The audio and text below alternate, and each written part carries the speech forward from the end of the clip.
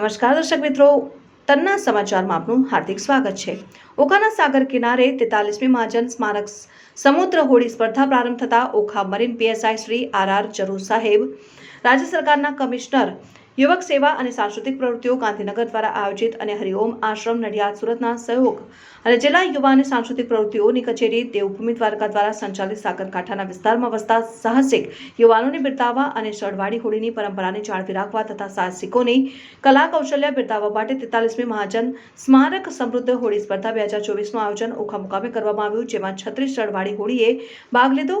ઓખા દામજી જેટીએથી Okha marine PSI Shri R જરૂર સાહેબ દ્વારા લીલી ઝંડી આપીને સ્પર્ધાનો પ્રારંભ કરાવ્યો હતો। અહીં એક સાથે 36 સળવાળી હોળીઓ ઓખા બેટ દ્વારકાના સાગરમાં વહેતી થઈ હતી।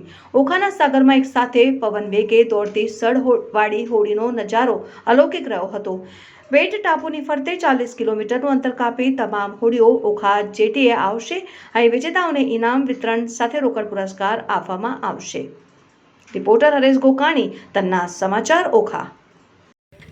જય દ્વારકાધીશ। આજે 43મી સ્મારક મહાજન હોળી સ્પર્ધા હરિઓમ આશ્રમ અને ઓખા સાગર ખેડૂ એસોસિએશન તરફથી કુલ 36 હોળીઓની સ્પર્ધામાં ભાગ લીધેલો છે, જે Okha marine PSI Shri R Jarur સાહેબના હસ્તક લીલી ઝંડી આપી અને પ્રારંભ કરેલવામાં આવેલ છે। જય દ્વારકાધીશ।